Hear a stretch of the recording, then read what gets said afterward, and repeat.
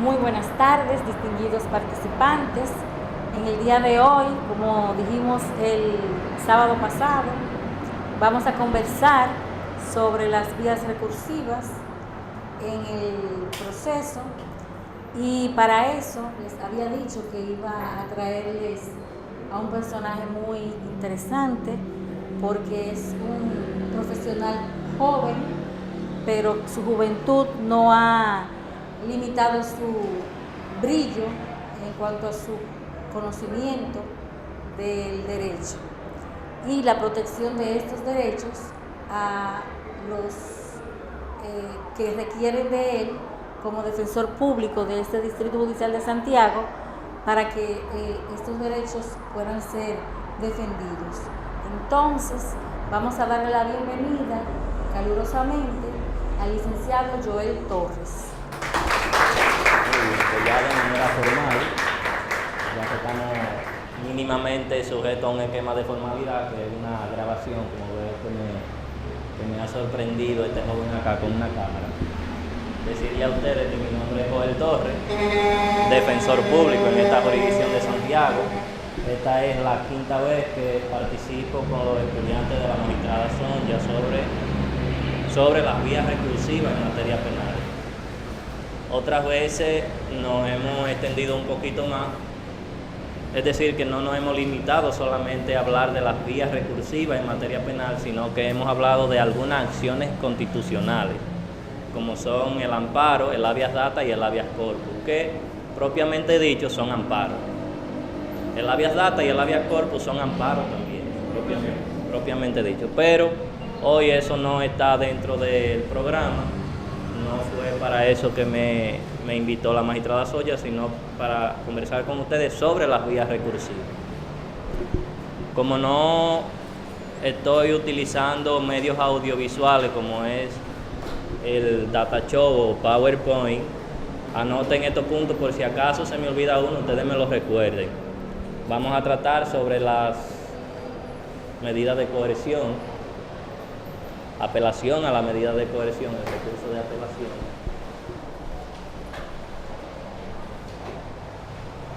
El recurso de apelación de sentencia, el recurso de revisión penal y el recurso de casación. Sobre cada uno de estos recursos vamos a tratar los plazos, por ante quién se interpone,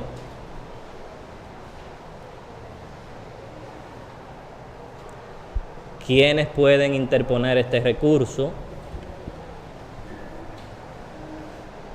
y los requisitos que ha establecido el legislador para la interposición de estos recursos. Pues bien, jóvenes, antes de entrar a profundizar sobre lo que es la vía recursiva en materia penal, deben ustedes aprender sobre este concepto que se llama la pirámide kelsiana, sobre lo que se ha planteado sobre la pirámide kelsiana, que es el orden jerarquizado de la ley.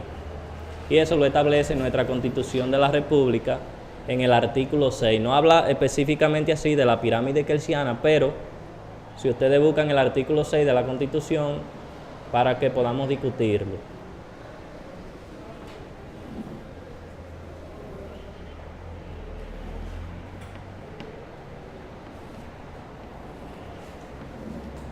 ¿Quién me lee el artículo 6 de la Constitución?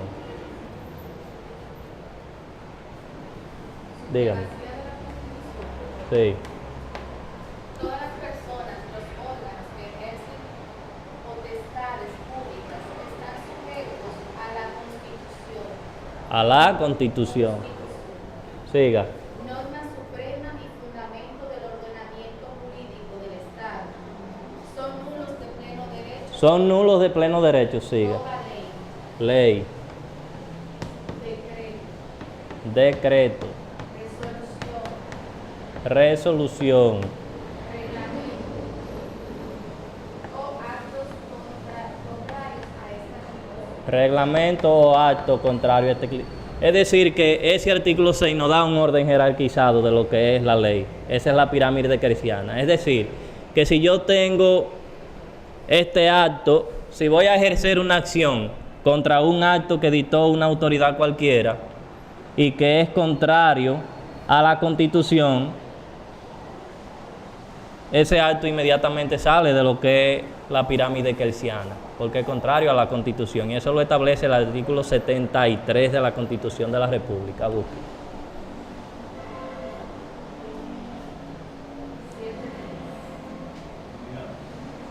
Léanlo.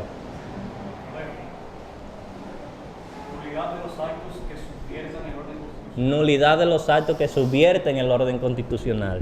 Son nulos de pleno derecho los actos emanados de autoridad usurpada, las acciones o decisiones de los poderes públicos, instituciones o personas que alteren o subviertan el orden constitucional, y toda decisión acordada de incisión de fuerza brutal. Correcto, entonces inmediatamente se produce una decisión de cualquier autoridad, cualquiera que sea contraria a la Constitución, inmediatamente sale de lo que es la pirámide kelsiana. En nuestro esquema de derecho planteado en la Constitución de la República, en el artículo 6, no nos habla de la jurisprudencia cuando es contraria a la Constitución, porque obviamente, señores, la jurisprudencia va a entrar a la pirámide kelsiana cuando hay un vacío dentro de ese esquema, cuando la Constitución, la ley, decreto, resolución, regla o acto no dice nada, entonces que el juez puede emitir una decisión para llenar ese vacío. No estando nosotros de acuerdo con ese acto administrativo que emitió un juez, que se le llama sentencia, y que será colocado en la pirámide kelsiana como jurisprudencia, entonces que tenemos el derecho a recurrir. Desde pequeño, nosotros vivimos ejerciendo nuestro derecho a recurrir. Cuando nuestra madre nos decía, uno le decía, nosotros queremos ir a tal o cual sitio, y ella decía que usted no podía ir, ¿qué era lo primero que usted hacía? O usted iba donde su papá, o iba donde su tío a que le dijera a su madre que lo dejara ir, pues ya usted estaba recurriendo a alguien, ya usted estaba abogando por alguien, por algo. Ese era su derecho a recurrir, solamente que en cada materia usted puede recurrir de acuerdo lo establece la norma, lo dice la Constitución en el 69.9 o punto 12, me parece. Lo voy haciendo de esta manera para que ustedes vayan participando conmigo y realmente esto sea un conversatorio y no una exposición lineal sobre eso solamente. Léalo. El derecho a ser oído. El derecho a ser oída dentro de un plazo razonable y por una jurisdicción competente, independiente e imparcial, establecida con integridad por la ley. 69.9. 69.2. 9 y 12. 9 y 12. El 9. Toda sentencia puede ser recurrida. Toda sentencia puede ser recurrida de conformidad con la ley. Con la ley. Correcto. Yo le traje un material, pero como no estamos utilizando aquella aula para usar el proyector, pero está en el Código Procesal Penal, el artículo 393, lo vamos a analizar ahora, para que ustedes vean cómo en materia penal yo puedo recurrir de conformidad con la ley, para armonizarlo con la Constitución de la República. Artículo 393 del Código Penal, esa es la teoría general de los recursos, que va del 393 al 406 del Código Procesal Penal. ¿De 393 al 406. Léame alguien el 393 de manera pausada para ir analizándolo por parte. Derecho a recurrir. Derecho a recurrir. ¿Por qué yo puedo recurrir? Las decisiones judiciales solo son recurribles por los medios y en los casos expresamente establecidos en este código. Por los medios. Y en los casos Expresamente. establecidos en este código. Expresamente establecido en este código.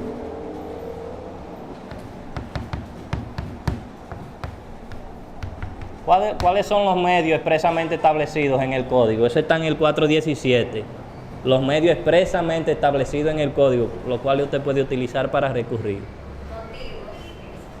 El recurso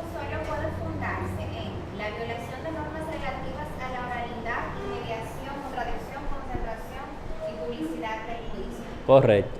Número 2. La falta, contradicción o ilogicidad manifiesta en la motivación de la sentencia o cuando ésta se funde en prueba obtenida ilegalmente o incorporada con violación a los principios de juicio oral.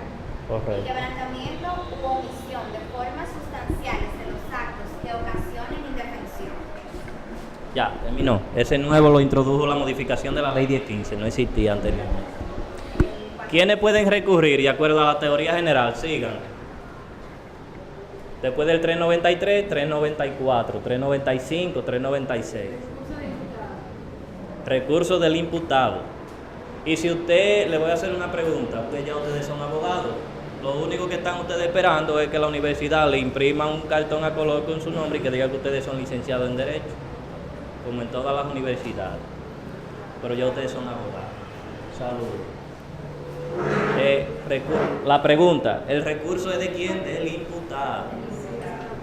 Y si usted hace un recurso a un imputado y ese imputado el día que se va a conocer el recurso en la corte le dice al juez, se pone de pie, su derecho a hablar, y le dice al juez, mire, ya yo no quiero a ese abogado, yo quiero que usted me cambie un abogado, me ponga otro abogado, ¿qué usted hace? Agarra y se lleva el recurso. ¿Fue usted que lo hizo? ¿Fue usted que lo depositó? No se lo puede llevar porque ese recurso es del imputado.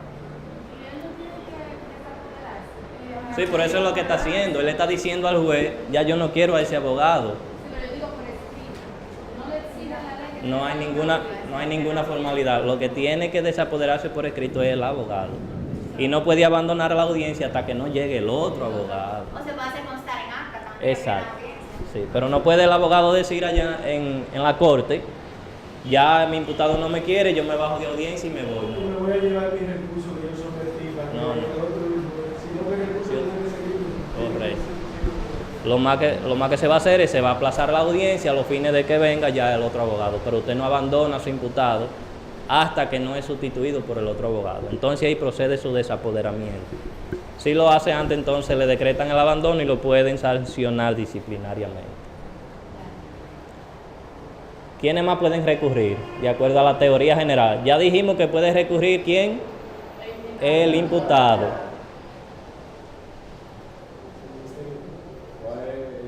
393, 394, sigue ahora. Claro, porque... ¿Y la víctima no es parte? La víctima no es parte en el proceso. Verán ustedes luego de que agotemos esa parte, cómo el Estado juega con el imputado como si fuera un títere. Les voy a explicar eso. Que eso, hay dos cosas de las más importantes que ustedes van a aprender hoy. Cómo el Estado juega con la persona como un títere y cómo hay un principio general que está por encima de la Constitución, que se llama la calidad y el interés jurídicamente protegido. Recuérdenme eso. Vuelvo y les repito, como no tengo pautas en la mano, pues hay cosas que a uno se le van, porque este defensor no es una computadora que se puso una memoria USB y lo está reproduciendo aquí, sino que ustedes me van ayudando en cuanto a recordar esos puntos básicos que les di. ¿Cómo es? La calidad para accionar y el interés jurídicamente protegido. Eso está por encima de la Constitución como principio. Y le voy a explicar por qué y luego cómo el Estado juega con las partes como si fueran títeres. ¿Quiénes? 395. Recurso del Ministerio Público. El Ministerio Público solo puede presentar recursos contra aquellas decisiones que sean contrarias a sus requerimientos o conclusiones. Que sean contrarias a sus requerimientos o conclusiones. El imputado también eso es lo que hace, porque cuando usted recurre y le dan una sentencia desfavorable o contraria a sus intereses, pues obviamente por ser esa sentencia contraria a sus intereses o que le es desfavorable, que es lo que se llama el agravio, le produjo un agravio, entonces usted está recurriendo. ¿Qué error generalmente cometemos nosotros los abogados? Bueno, que en el desarrollo del juicio hacemos una defensa brillante y hacemos una exposición de todos los puntos débiles que tiene ese caso. Pero a la hora de concluir solamente nos limitamos a decir, bueno, que se declare sentencia absolutoria en virtud de lo que establece el 337.2 por insuficiencia de prueba. Y eso es lo que el juez le va a contestar. Entonces, por más brillante que usted fue en el juicio, usted no dijo nada ni hizo nada. Porque el juez lo que le va a contestar es lo que dice en sus conclusiones. Generalmente, dentro de lo que es nuestra estructura de derecho en este país y en varios países de Latinoamérica, los jueces tienden a casarse con una teoría de caso. Entonces, toda esa sentencia en la que los jueces se casaron con una sola teoría de caso, usted recurre en revisión de esa sentencia por ante el Tribunal Constitucional y la están anulando toda por falta de motivación de la sentencia, que es uno de los motivos del 417.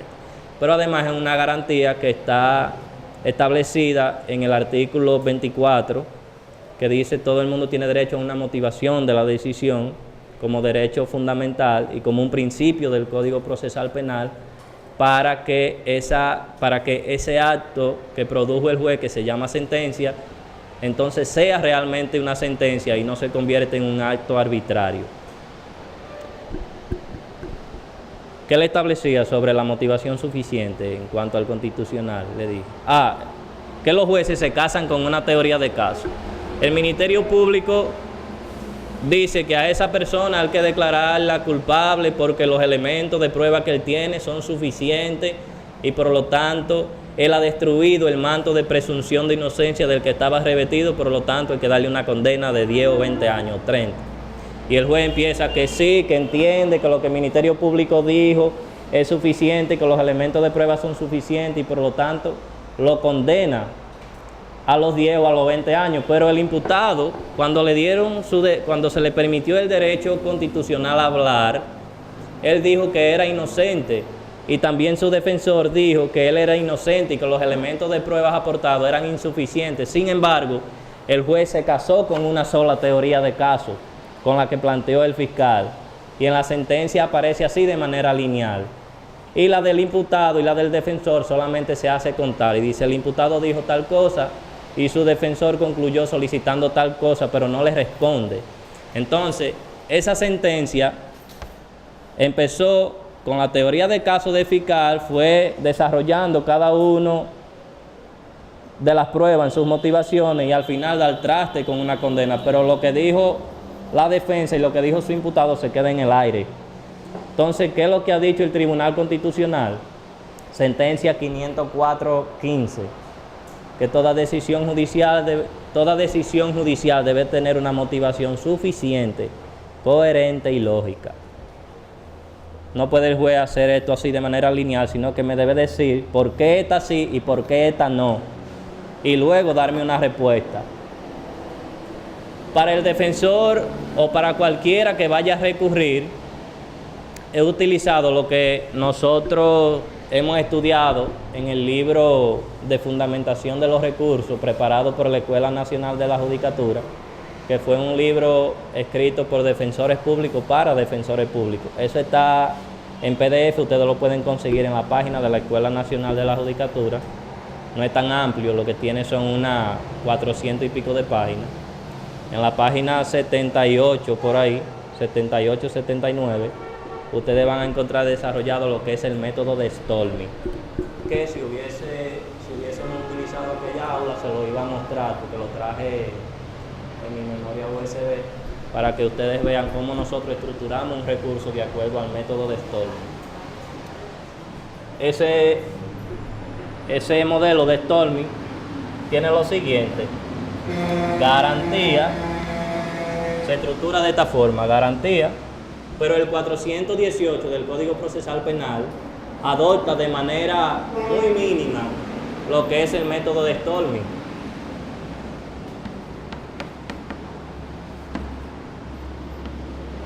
Garantía, respaldo,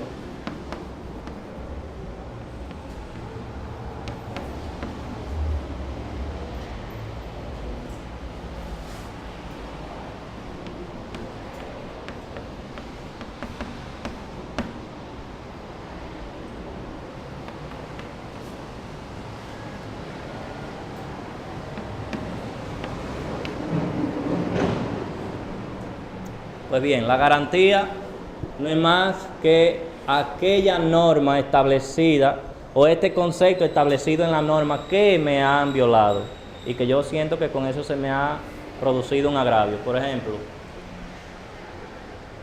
el derecho a no ser agredido, como lo establece el artículo, por ejemplo, 10 del Código Procesal Penal. Derecho a que se me respete mi integridad física. Pues ese derecho a que se me respete mi integridad física es una garantía. Esa es mi garantía.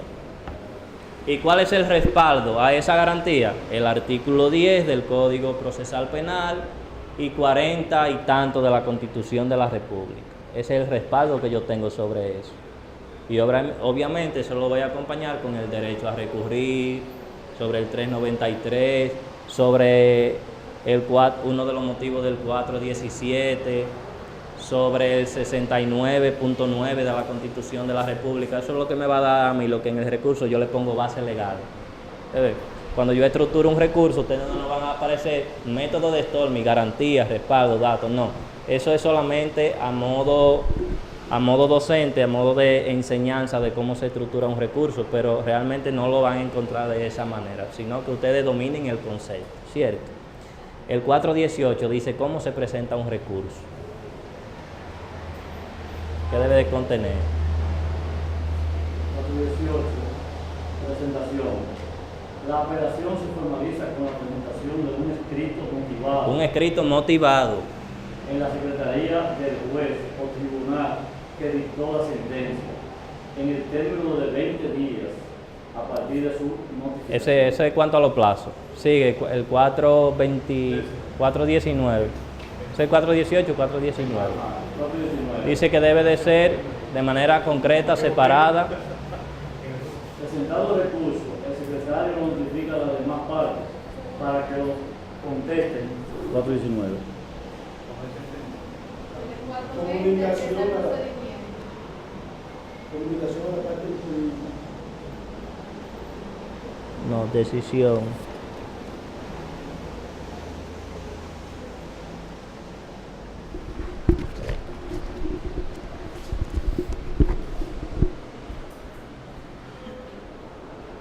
Míralo aquí, 418, modificado por la ley 1015, el primer párrafo. La apelación se formaliza. No, pero la parte final de eso. Vamos a ver entero. La apelación se formaliza con la presentación de un escrito motivado en la secretaría del juez o tribunal que dictó la sentencia en el término de 20 días a partir de la notificación. Antes era de 10 días, ahora de 20 días. Después de la 1015. En el escrito de apelación se expresa concretamente. Oigan eso, muy importante, que ahí es donde la mayoría de los recursos que yo he visto, pues los abogados fallan. Porque lo que plantean es un arroz con mango de eso con el 417. Léalo, ¿cómo debe de estar estructurado un recurso? En el escrito de apelación se expresa concreta y separadamente. Cada motivo con sus fundamentos. Cada motivo con sus fundamentos. La norma violada y la solución pretendida. Es decir, que cuando ustedes estén presentando un recurso a la Corte y todavía las secretarias de audiencia están así como mecanizadas, pues se supone que ellas debieran de manejar los términos jurídicos. Y usted le dice, después de presentar el recurso, y ahora, jueces de la Corte, mi solución pretendida es la siguiente, y todavía la secretaria está así, estática, esperando que usted le diga, ahora yo voy a concluir. No, usted no va a la Corte a concluir.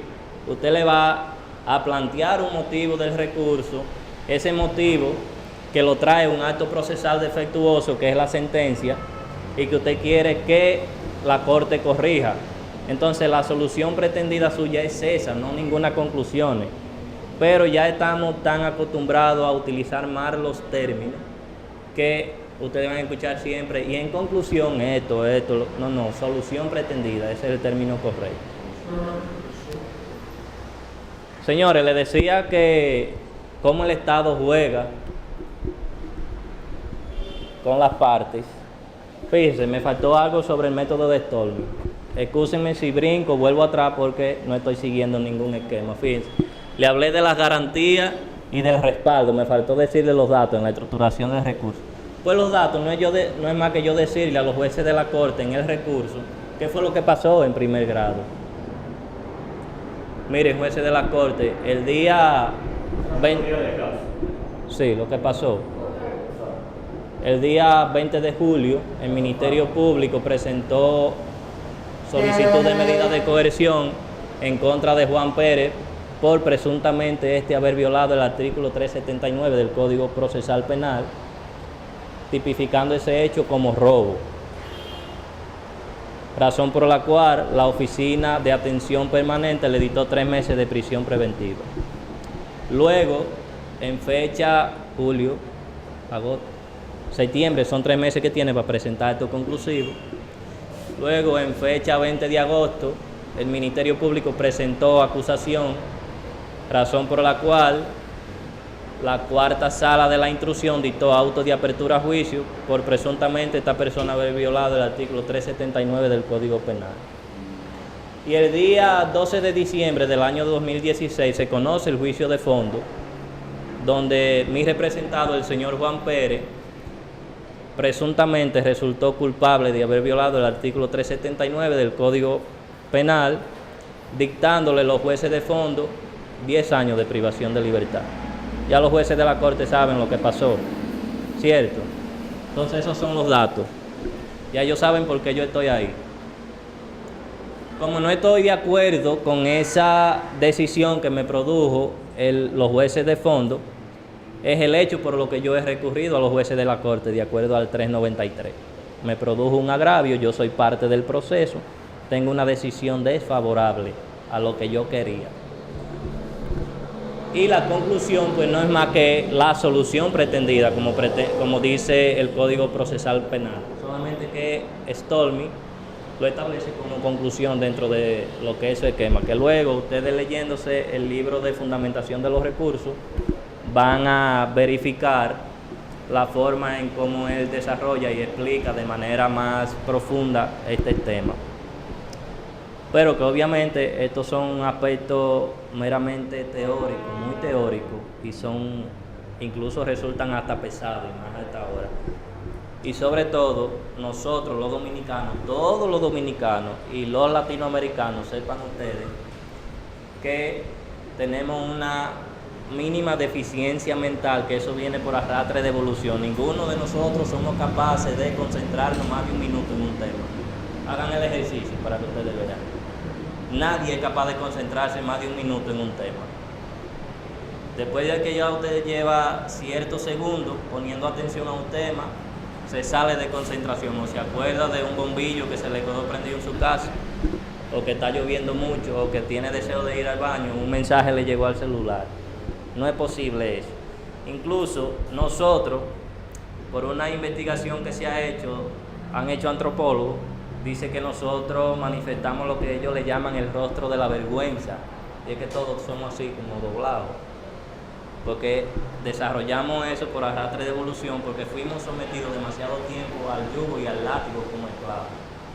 Entonces, todos los latinoamericanos somos como así, mientras que los franceses y esa gente andan así, con la barbilla por encima del hombro y nosotros por debajo.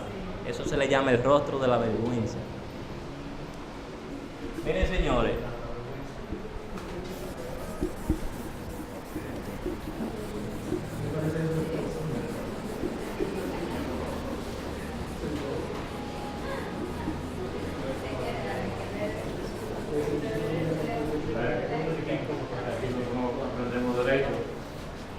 el abogado tiene que saber de todos los temas. Cultura general. Cultura general. Sí, Derecho. De derecho por derecho. de los recursos. Sí, pero usted como abogado, defensor, es un juicio Sí. en materia de drogas. Eso va a dar un ejemplo ahora. Ponga el ejemplo y después yo. Correcto. No he hablado de la medida de coerción. Solamente hablé de la apelación de sentencia, me adelanté con eso. Y tampoco ha hablado de cómo los jueces tratan como títeres a las partes. ¿Cómo los jueces tratan? Como títeres a las partes. Eso voy a explicar ahora. En el caso de drogas. Señores, miren, la ley 5081. Droga. ¿Verdad? ¿Quién es la víctima? El Estado. El Estado es la víctima. El Estado es la víctima. Pero el Estado, cuando este sujeto va caminando por la calle, supuestamente con 2 o 3 porciones, siempre en el bolsillo derecho del pantalón. De su pantalón. No se le ocurre entrarle en otra parte, ¿saben? ¿Quién es que lo agarra a esa persona? ¿Quién es que dice que él tiene un perfil sospechoso y un estado anímico nervioso? Un policía. Un policía que es el Estado, ¿verdad? Él es el Estado, el policía, y la víctima es el Estado. La víctima atrapa a ese sujeto y lo somete a la jurisdicción penal. Y tenemos la jurisdicción penal, el juez, que es el Estado. Tenemos de este lado, si me pongo así, el Ministerio Público. Ministerio Público, que es el Estado. Y usted, imputadito, usted tiene derecho a pagar un abogado, y si no tiene, yo, Estado, lo voy a defender, defensor público.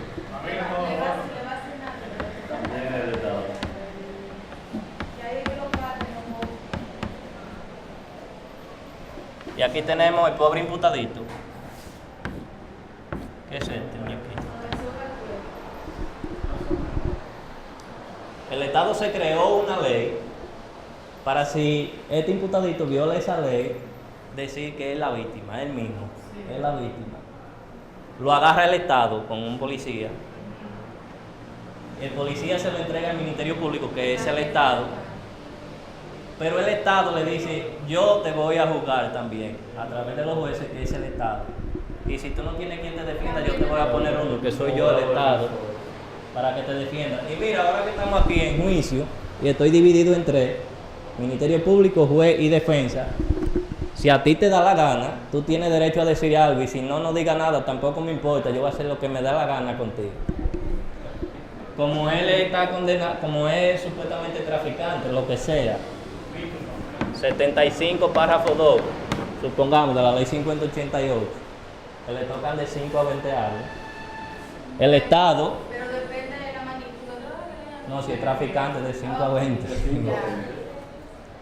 Si es, por ejemplo, cocaína, 5.6 gramos, ya eso es traficante.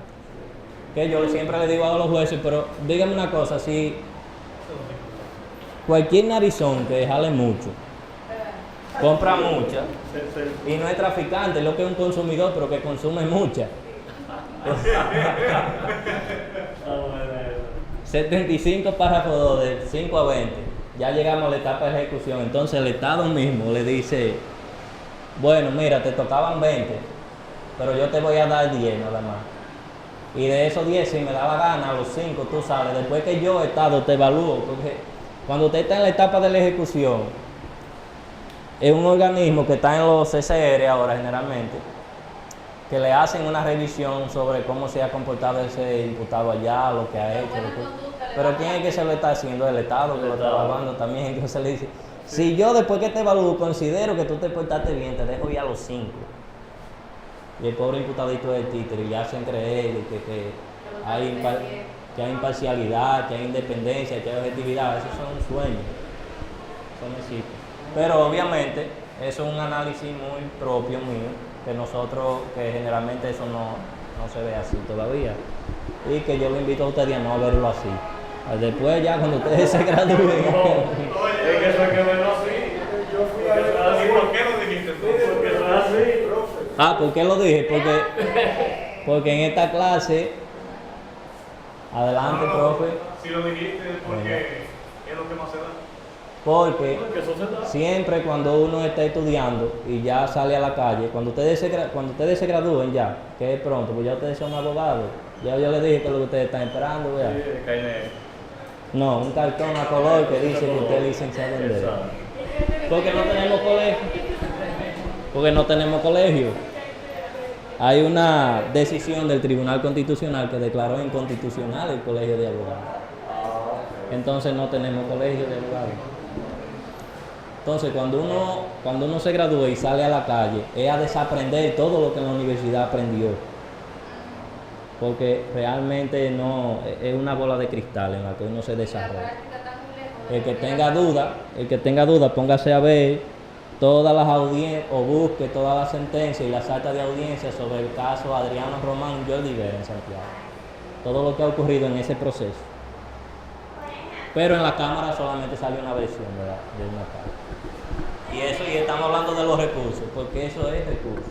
Y se conoció ahora recientemente. Y ese mismo sentido, a mí me pareció, o sea, en ese caso de Jordi Vera, que estos procesos se incrementaron mucho por la situación del artículo 111, 118, que habla sobre el defensor, sobre el derecho de elección del diputado. Correcto. Entonces, sin embargo, por ejemplo, hay un plan demasiado abierto para que el diputado pueda manejar la suerte del proceso, porque no hay un tope para eso.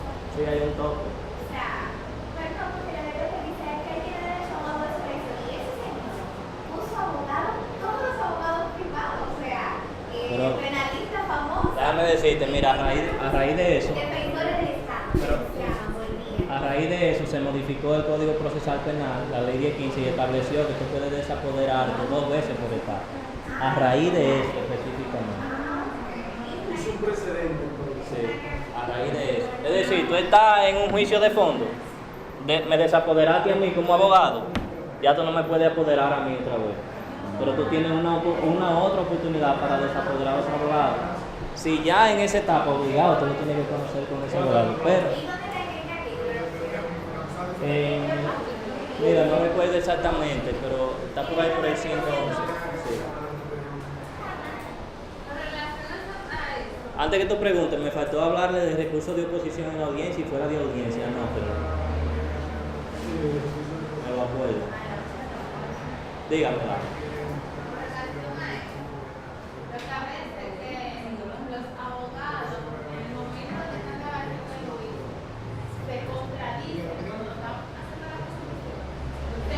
Pueden.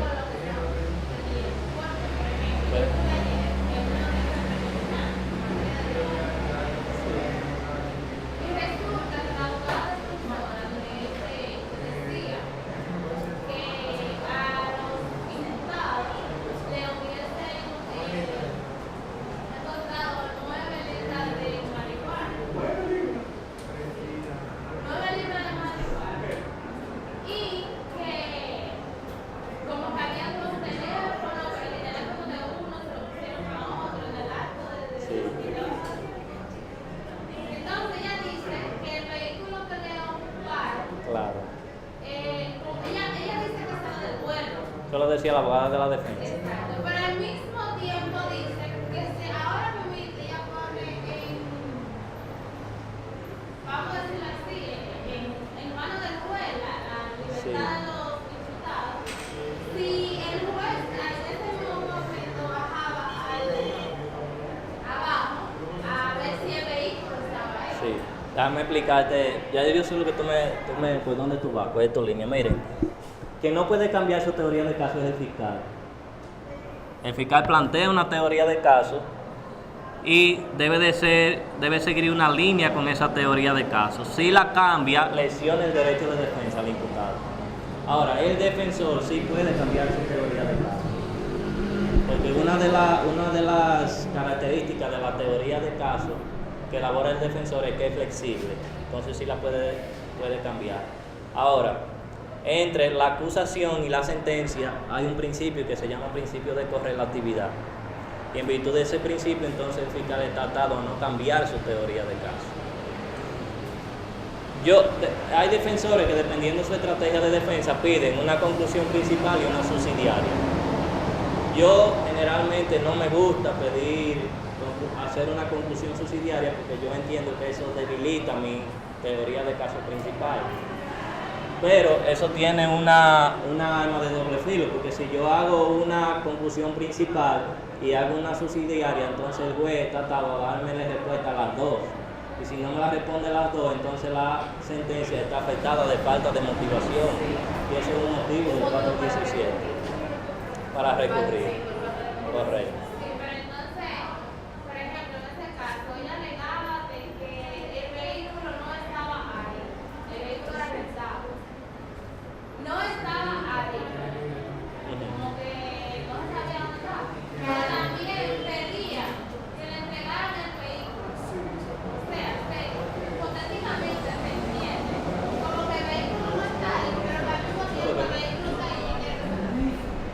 mira, déjame responderte rápidamente, porque eso está un poquito fuera de lo que es los recursos, pero si en el acta de arresto flagrante o de registro de personas o de inspección del lugar dice que había un vehículo rojo, y luego en la acreditación de esa acta, en el juicio de fondo, no logran establecer que había un vehículo, pero de hecho lo tienen retenido, esa es su teoría de caso, que ese vehículo no estaba ahí, sin embargo lo tienen retenido. Entonces ella pide que sea excluido como elemento de prueba, pero tienen que devolvérselo cuando su propietario legítimo lo justifique. Se me pasó ahorita hablarle del interés general y de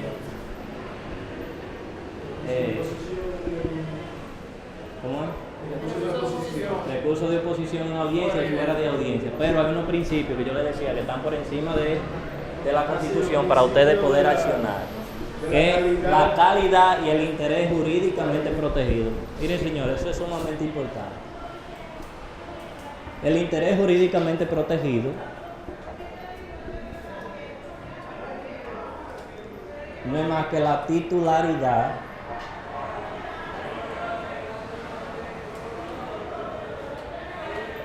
de la persona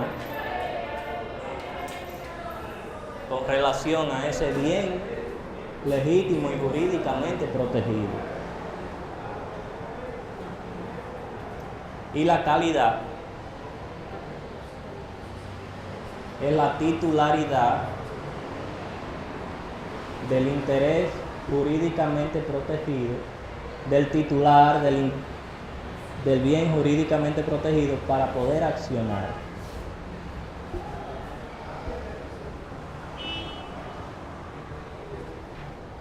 A modo de ejemplo, yo tengo un celular Samsung o un BlackBerry, qué sé yo. Así se escribe. No, MG.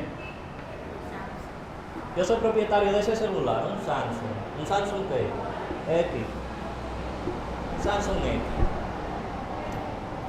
Y viene Pedro y me roba ese celular. ¿Podría este señor, cómo usted se llama? Mauricio. ¿Puede Mauricio accionar porque me robaron ese celular? No. ¿Por qué? Porque no tiene calidad jurídica. No tiene calidad. No tengo ningún interés ahí. Y el interés jurídicamente protegido, ¿ahí de quién? El celular. ¿Y qué dice el Código Procesal Penal con relación a eso? En el 34.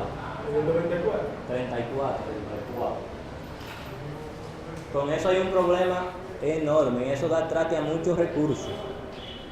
Magistrada, le estoy llevando a estos jóvenes a razonar un poco, porque hablar de decirle el recurso de oposición, usted lo hace en audiencia, lo deposita por la secretaría, un plazo de tanto, eso es muy simple para el nivel de ustedes. La oportunidad de la acción La oportunidad de la acción pública. Acción pública. El Ministerio Público puede, mediante dictamen motivado, prescindir de la acción pública respecto Entonces, ¿por qué el Ministerio Público me acusa si el celular no era de la fiscal? Ahí hay una controversia. Ahí está como... Si el celular me lo robaron a mí y él puso la denuncia, ¿a qué la fiscal me acusa si el celular no era de la fiscal? Atendiendo a este criterio, interés jurídicamente protegido y la calidad para accionar. ¿De dónde se desprende?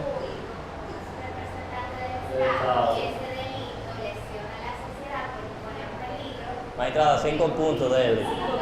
5 puntos. Entonces, tiene la calidad y tiene la competencia para Claro. accionar aún cuando la víctima no quiere ser parte De del oficio. Claro. Entonces, de ahí viene lo que es la calidad y el interés jurídicamente protegido. Si ustedes ven ahora en los delitos de acción pública a instancia privada, y por eso les digo que eso está por encima de la Constitución, porque yo tengo derechos como ciudadano y deberes, pero para poder ejercerlo tengo que tener la calidad. o la titularidad. Hay una resolución de la Suprema Corte de Justicia, que es la 1/2016, que dice que todos los abogados deben de tener carnet, deben de exigírselo y debe de estar vigente porque es de acuerdo a la ley que instituye el Colegio de Abogados. Entonces, hay muchísimos abogados que no se preocupan en renovar su carnet y hacen sus instancias o se apoderan con el carnet vencido. Entonces, si lo hacen así, yo les digo que aunque estuvieron correctamente apoderados, no tienen la calidad para poder accionar en justicia, porque es contrario a esa resolución, que además es de interés general. El interés superior, el interés general está por encima también del interés particular. ¿Sobre qué sentido? En esta universidad a un sujeto se le ocurre poner una bomba, Dios no libre, y está ahí abajo, llega la policía y ese es el sujeto que tiene la bomba. Y para que él diga dónde puso la bomba, obligatoriamente algo hay que hacer con él. Él dice, no me ponga la mano porque el código me protege. Artículo 10 del Código Procesal Penal y 40 de la Constitución de la República. El derecho a que no se me agreda ni verbal ni físicamente, pero yo soy el que puse la bomba.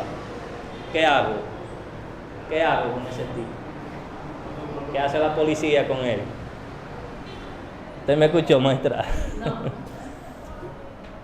Yo digo que el interés general está por encima del interés particular.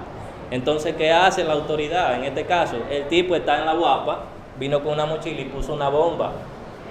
Entonces puso una bomba, pero no sabemos dónde fue que puso la bomba. Y llega la policía y para que él diga dónde puso la bomba, porque ya va a explotar, va contando del 1 al 10. Y para sacarle dónde puso la bomba hay que darle golpe. Entonces dice, bueno, pero es que usted no me puede poner la mano porque el código me protege. Artículo 10 y 40 de la Constitución. Un interés particular él tiene. No, aquí no puedo pensar. Entonces, ¿cómo? Y con esto le estoy hablando de los recursos. Con esto le estoy hablando de los recursos, porque ahorita me van a condenar el tipo, todo golpeado, entonces usted va a tener que recurrir. Porque hay ahí una errónea aplicación de la ley por inobservancia de normas jurídicas. No, por lo general. ¿Pero qué hago como autoridad? Para que diga para matar a 500 que hay aquí. Para matar a 500. Primero, ¿dónde está los sacrificios? Si explota, otro va a matar a muchos. ¿Qué usted haría? ¿Qué usted haría? ¿Usted le da golpe? Pero igual está incluyendo de manera contraria al artículo 10. Yo buscaré la manera a opresión, no sé, de que... Pero bajo presión, agresión verbal. Profe, yo con la mano simplemente le digo, ¿dónde está la bomba?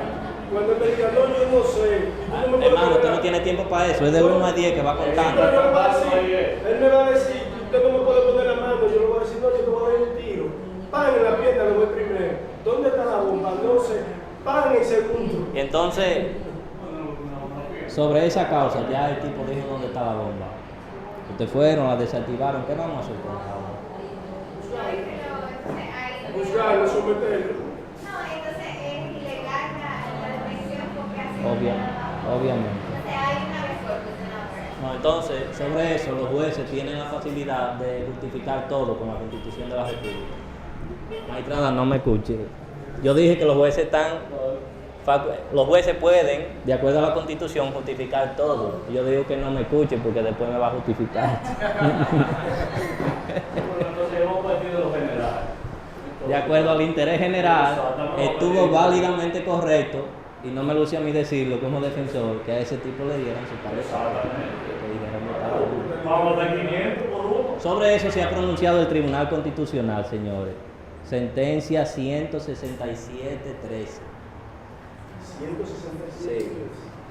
En la otra clase, a los jóvenes, como yo tampoco traje un esquema, se la cité mal, porque yo dije 169 y era 167. A la que le siguió la 168.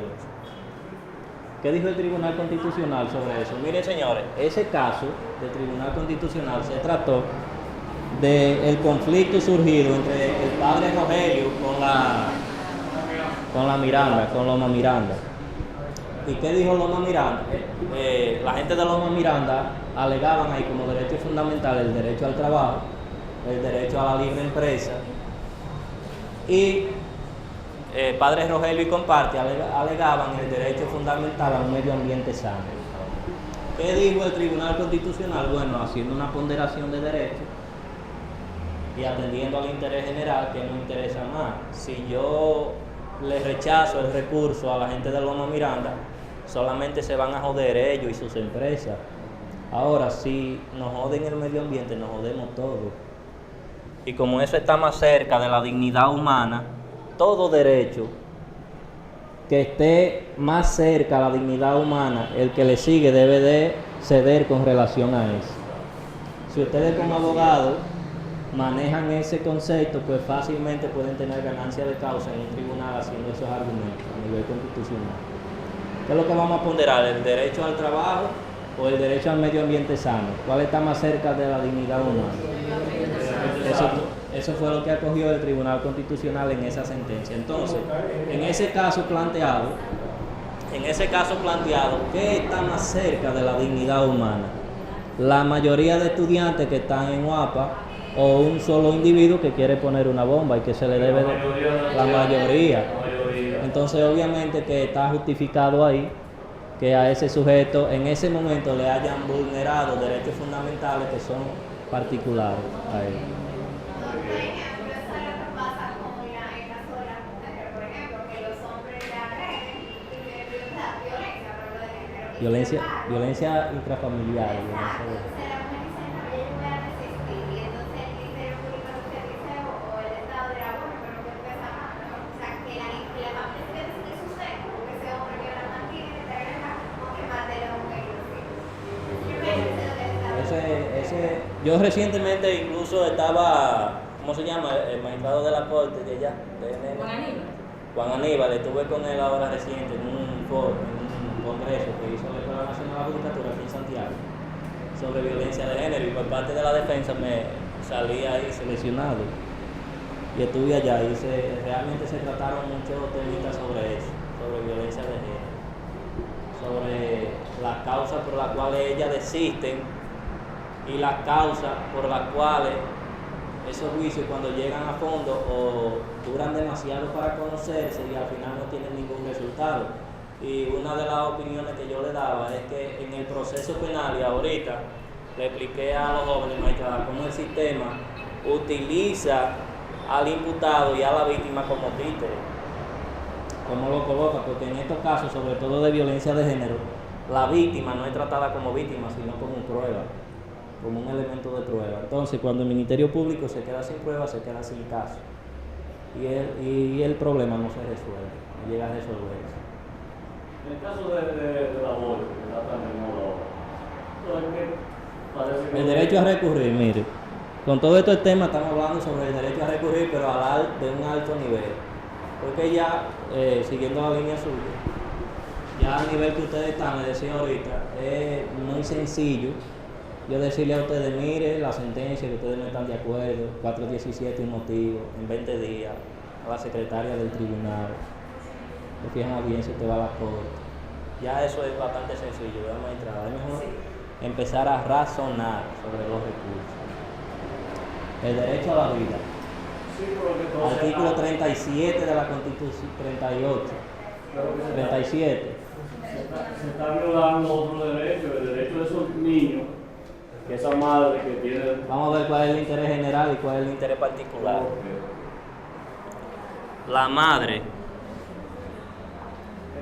Si yo hubiese sido arquitecto, me muero de hambre.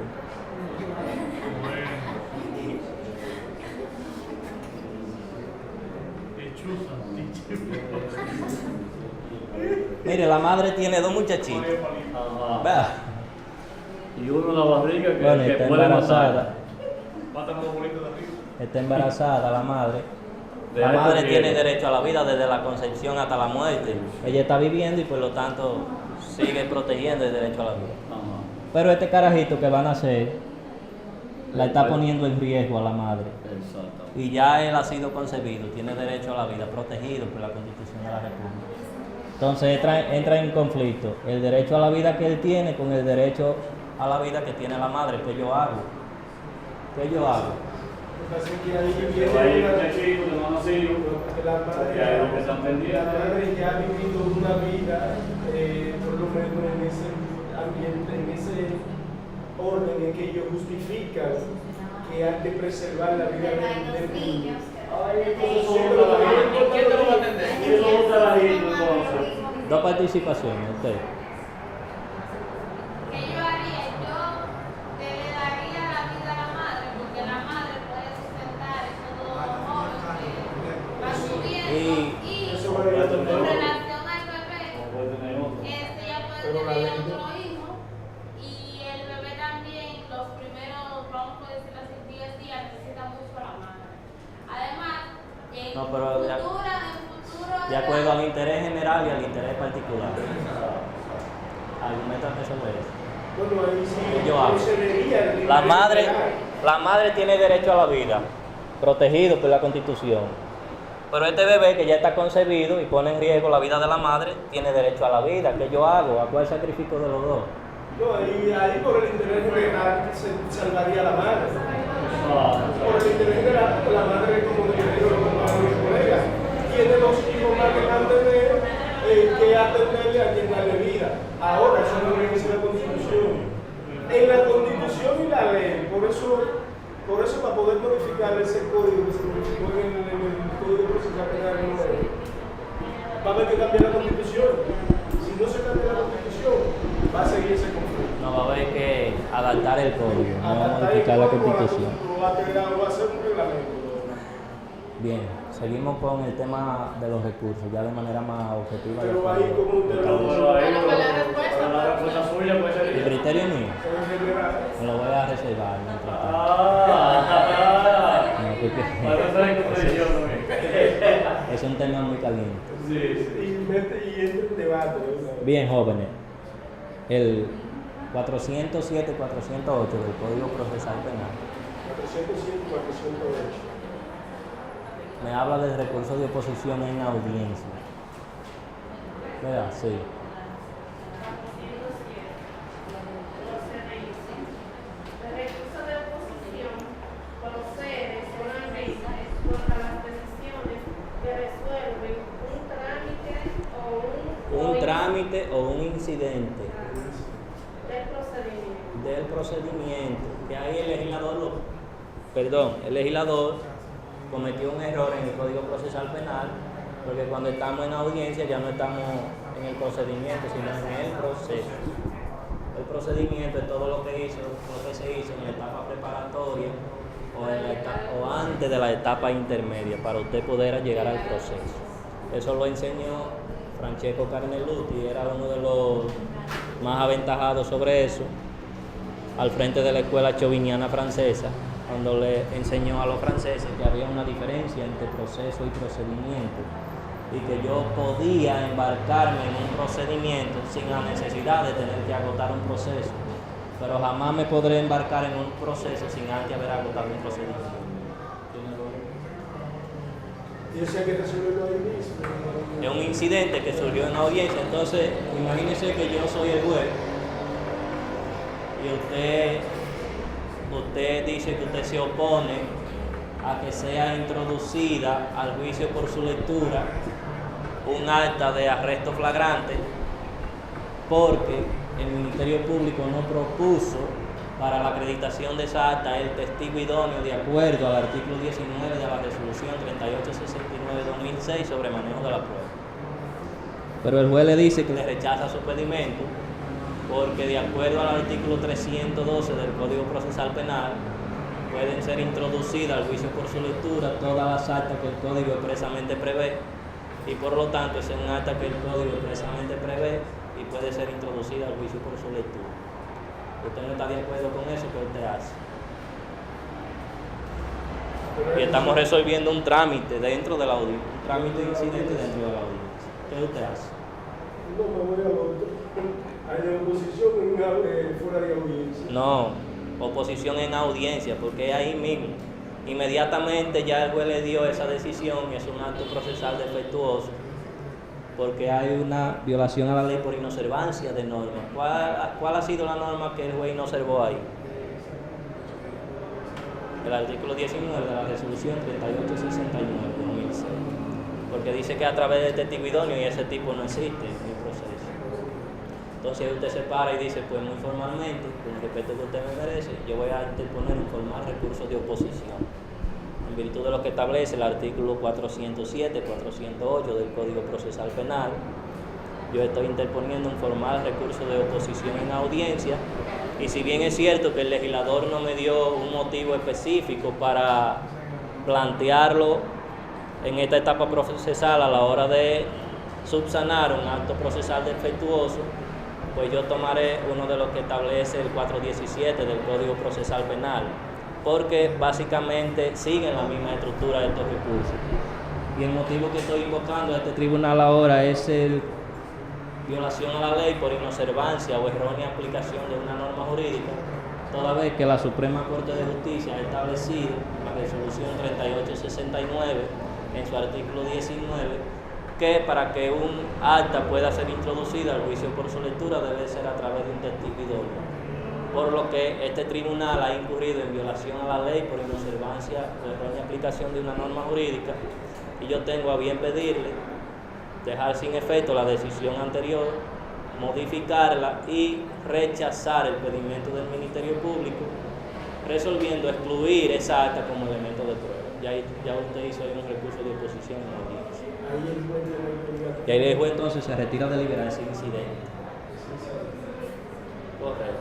Obviamente, el recurso de oposición en audiencia tiene que ser un juez muy humilde para corregirse, porque no es más que usted decirle de manera elegante que se equivocó. De los pocos jueces que yo veo que honestamente acogen recursos de oposición en audiencia a la magistrada Soya. De los pocos jueces que yo he visto que me acogen recursos. Sí, bastante. Les voy más lejos. Yo he recusado a la magistrada Soya y me siguen invitando. Insisto. Sí. Entonces se trata de eso, de usted poner un reparo a un acto procesal defectuoso que surgió en audiencia. Correcto. Entonces el 408, 409, el recurso de oposición fuera de audiencia. Increíble, magistrada.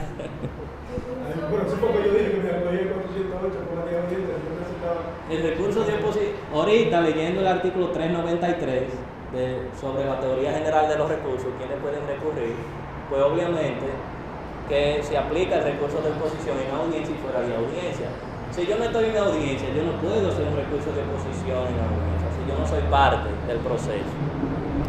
Pero mucho menos lo puedo hacer fuera de audiencia, pues en estos días me encontré en materia de tránsito, una audiencia que me tocó asistir, un criterio de un juez que dice que el recurso de oposición en audiencia fuera de audiencia es para la parte que no pertenecen al proceso, y por eso es que se dice que es fuera de audiencia, pero no es así, es para resolver también un trámite incidental que en audiencia usted no lo pudo resolver. Por ejemplo, yo estoy citado para mañana a las 9 de la mañana al tribunal, a una audiencia.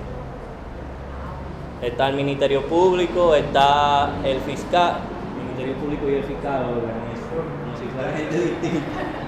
Está el Ministerio Público, está el imputado, están las víctimas, pero el único que no he llegado soy yo.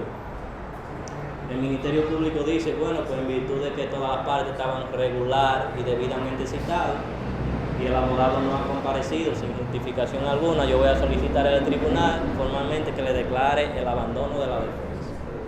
Y el juez dice, bueno, efectivamente, eso es lo que procede, le declaro el abandono de la defensa. Pero resulta que yo no pude estar ahí o porque se me presentó una causa de fuerza mayor que yo no tenía prevista y que no podía controlar, entonces yo hago un recurso de oposición fuera de audiencia. Obviamente que tengo que justificar el por qué yo no estuve ahí. Cuando deposito ese recurso, entonces el juez verifica las causas y ve que ciertamente no fue por una falta de este abogado no asistir a audiencia, posiblemente acoge el recurso, deja sin efecto esa decisión que me decretó el abandono y fija una próxima audiencia para otro día. Eso me dice en el transcurso de la audiencia, la oposición. Esa es oposición en audiencia, válido. Fuera de audiencia, dice. Correcto. ¿Y qué plazo Fuera tiene? de audiencia, dice. Señores, ¿qué plazo? La mayoría de doctrinos no hablan de un plazo que tenga el recurso de oposición en audiencia. Y yo he establecido que sí, el recurso de oposición en audiencia tiene un plazo. Porque usted lo debe plantear inmediatamente, surge el acto procesal defectuoso que usted quiere reparar. Imagínese que ya estamos en la parte final, en la conclusión, y ahí que usted despierta y se acuerda y levanta la mano.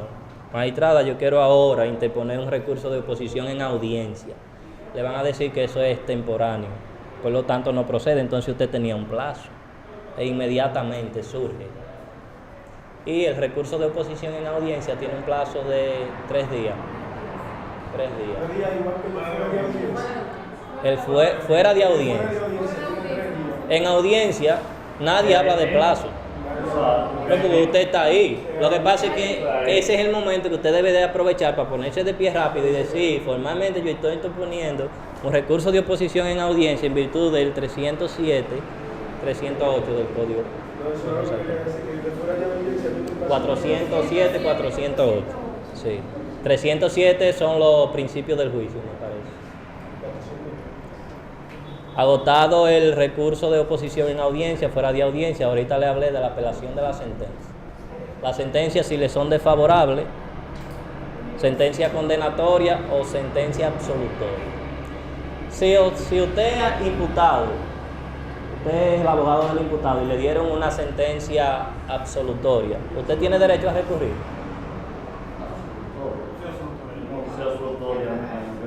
¿Por qué? ¿Y por qué? No hablamos de que ya. Pero usted parte según el 393. No, porque entonces ya adquiere la cosa juzgada. No, no ha adquirido la cosa jugada porque no ha pasado el plazo de los 20 No días. la sentencia ya. Porque estamos hablando de la sentencia. Sí, pero hay Luego y repito la pregunta. Yo soy el abogado del imputado y me dan una sentencia absolutoria. Yo tengo derecho a recurrir esa sentencia. Yo, imputado, tengo derecho a recurrir. ¿Por qué no y por qué sí? Creo que sí tiene derecho. Usted dice que sí. ¿Por qué? Porque si le violó uno de los derechos, o sea, si se está causando un agravio, usted puede hacer Pero, un recurso. escúcheme, pero a usted la descargaron. A usted la descargaron. O sea, ella no me Sí. podrá, pero que eso tenga sentido. O sea, de que él podrá. Entonces, usted dice que sí. ¿Quién dice que no? puede siempre y cuando antes de que se cumpla el plazo para la No puede recurrir. Porque si ya yo fui pegando. No puede recurrir porque si leemos el 393, que es la teoría general, debe de ser parte en el proceso. ¿Él es parte en el proceso? Sí. ¿Hubo una decisión desfavorable? No, pues entonces ya no puede recurrir. No, métame preso, que yo soy culpable. Exacto. No, pero métame preso. A ver, no quiero moverme allá, pero. Ahora, y si él se queja de que lo absorbieron por un mal procedimiento y no porque no se demostró ¿Y su usted cree que culpabilidad, cómo va a revisar la él se siente indignado. Porque eso no significa que no la mató. Solo que sea que haya resuelto. Eso ya se le deja a uno. El 393. Ya eso se le deja a uno dar. Bueno, yo no creo que nadie haga eso. No, ¿verdad? Hay un imputado. Pero si el imputado lo dice, porque hay imputados que tienen problemas. Y son capaces de pararse y decir, sí, yo soy culpable, fui yo que lo maté, yo quiero que usted me condene, entonces yo me paro. Magistrada, en este proceso hay dos defensas, una que es defensa técnica, que soy yo, y la defensa material. Y es bien sabido que el imputado no puede autoincriminarse, y si se autoincrimina, eso no es válido. Entonces usted no puede tomarle caso a lo que le está diciendo, sino lo que dice su defensor técnico que está aquí para aconsejar. El único que te enamorado ahí en la calle. El único. El 393. Artículo No incriminación. No autoincriminación. Señores, fíjense, otro de lo que da lugar a varios recursos y que no se toma tanto en cuenta así es lo que plantea el artículo 69.7 de la Constitución de la República. Da 3 supuestos para que se conozca un juicio, de acuerdo al 69.7 de la Constitución de la República. Verán ustedes muchos jueces pedirle, mire abogado, no abunde mucho, porque por garantía procesal, ya sabemos por dónde usted va, prefiérase a esa prueba al final, que a fin de cuentas, por el 312 eso no tiene ningún valor y yo no le voy a dar valor. Entonces vamos a hacer esto más rápido. Eso es totalmente inconstitucional. Léanse el 69.7. Ninguna persona podrá ser juzgada. Podrá ser juzgada si no conforme a la ley preexistente al acto que se le imputa. Acto que se le imputa. Por ejemplo, el ejemplo de la droga. Me agarró un oficial actuante con droga. Eso está prohibido. Entonces hay una ley previa al acto que se me imputa, ley sustancia controlada. Hasta ahí vamos bien, ¿verdad? Siga en el juicio. Estamos en el juicio, ¿verdad? Correcto. Ante el juez o tribunal competente. Ante el juez o tribunal competente. Me agarraron en Santiago, ¿me van a juzgar en Santo Domingo? No. Pero resulta que yo estoy en Santiago, entonces hasta ahí vamos bien. Y con observancia de la plenitud de las formalidades. Y con observancia de la plenitud de la formalidad de cada juicio. Observen esto, abogado. Solicite el Ministerio Público, tribunal, nosotros vamos a solicitar que se acredite esa acta, que se dé por leída. Y la otra parte dice, sí, no nos oponemos, pero aunque usted no se oponga, ya eso es inconstitucional. Y establece la teoría general de los recursos, que el imputado puede recurrir aún haya ayudado a provocar el vicio que da origen a esa sentencia. Entonces usted le puede decir, el fiscal quiere que no se lea el acta y que se introduzca el juicio por su lectura, sin leerla. Sí, no importa, después usted puede recurrir por eso. Porque le digo yo a los jueces, bueno, es que la garantía del debido proceso no está en manos mía como defensor. La tutela judicial efectiva no es mía, es del juez que debe decir no. Hay que leerla, porque si se va a introducir al juicio por su lectura, pues léala. Esa no es la plenitud de la formalidad de cada juicio, de acuerdo al 69.7. Pues si no se hace así, entonces hay un vicio. Hay un vicio. 69.7 y violación a la ley por inobservancia de normas jurídicas. ¿En qué sentido hay? Porque hay una inobservancia de la norma jurídica ahí. Claro, ¿y dónde está mi respaldo legal con relación a eso? Yo tengo la garantía constitucional de que se me lea el acta y no se me leyó. Entonces, ¿dónde está el respaldo legal con relación a eso? Yo lo dije, 312 del Código Procesal Penal, lean.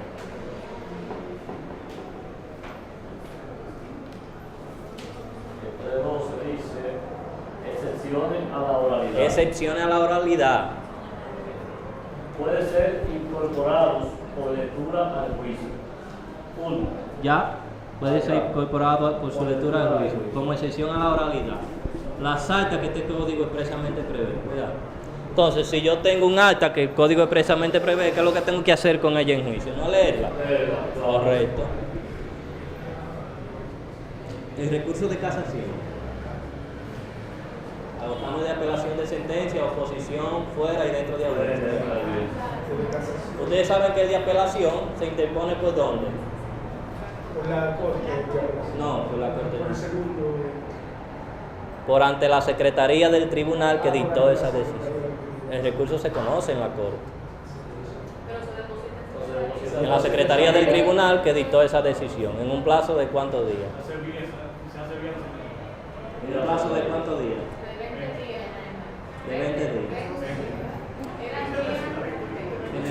Generalmente, señor, miren, a ninguno de mis recursos yo le deposito una sentencia anexa de lo que estoy apelando.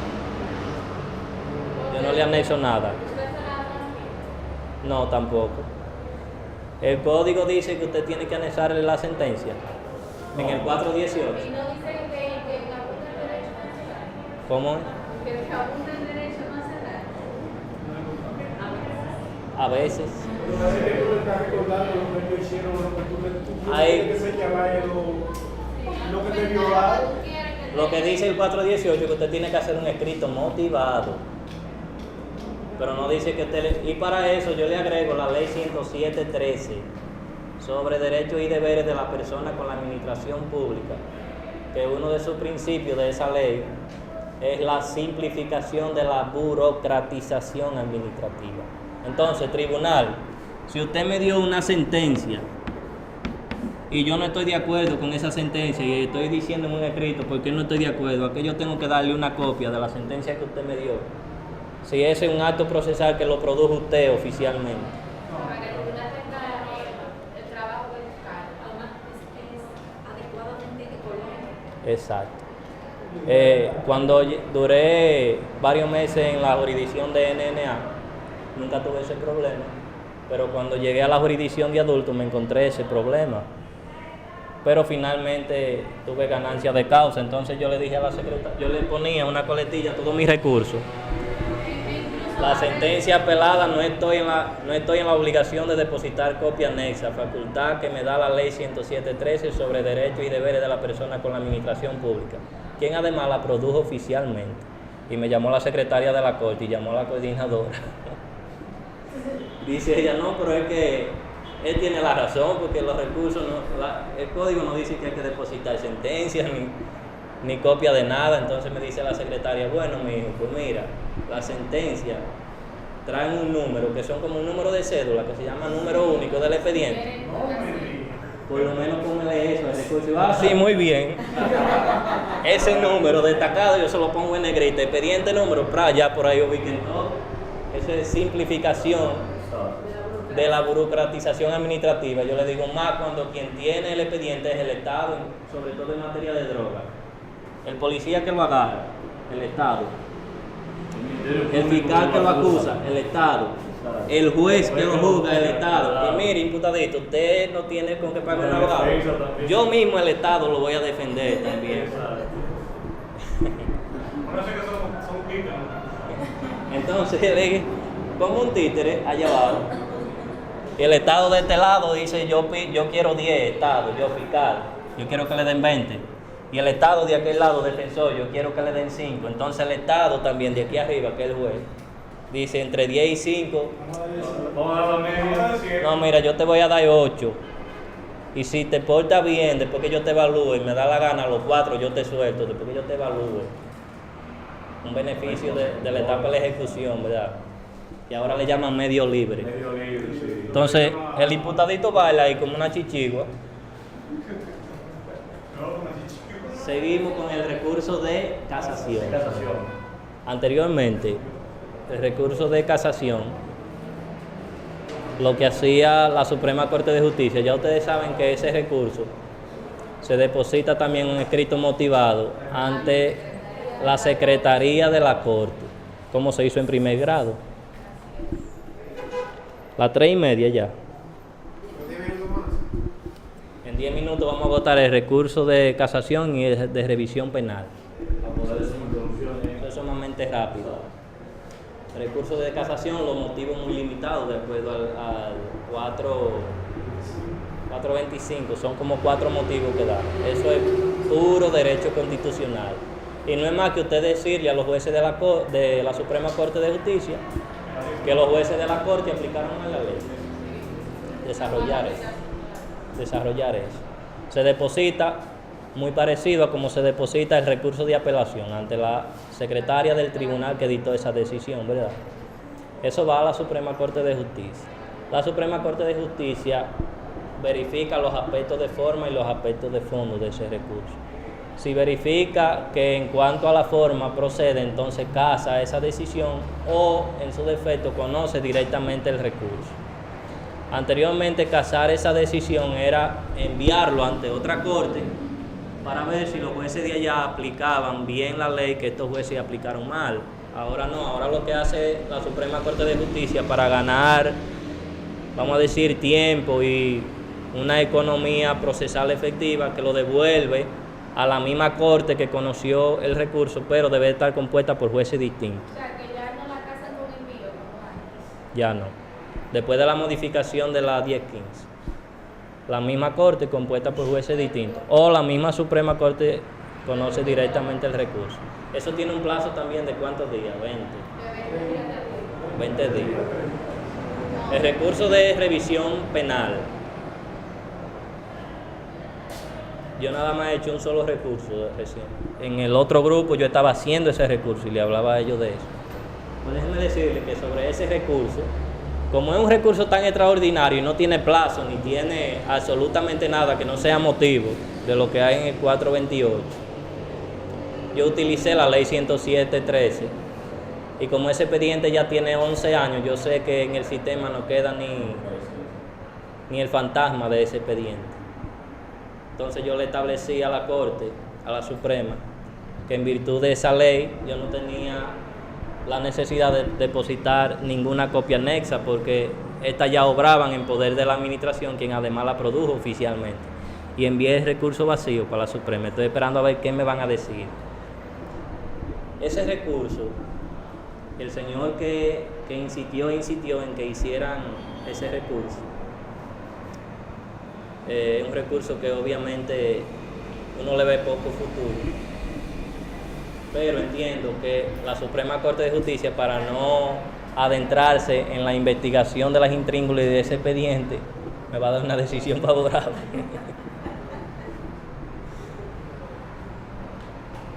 Ese recurso, le decía, el de revisión penal, no tiene plazo, lo puede interponer igualmente de acuerdo al principio general del 393. El imputado, en este caso, nunca lo va a poner la víctima, por eso no aparece ahí sobre quiénes lo pueden interponer, pero sí lo puede interponer el Ministerio Público por su carácter de objetivo que tiene, carácter de objetividad, o un familiar del imputado, incluso lo puede interponer un familiar después de la muerte del imputado, porque se trata prácticamente de limpiar hasta el nombre de ese imputado, y si resulta inocente, eso se hace una publicación en un periódico de circulación nacional. Entonces yo creo que ya he tratado suficientemente con ustedes todo lo que tiene que ver con la teoría general de los recursos. No se trata de La apelación de medida, el plazo son 10 días, esa es la única diferencia. después todos los otros son 20. Después todos los otros son 20. Entonces tratamos sobre la teoría general de los recursos, quiénes lo pueden interponer, por ante quién, en qué plazo y sobre cuáles motivos. Cierto. Fue un placer compartir con ustedes y espero verlo pronto por allá por los tribunales y estamos a sus órdenes.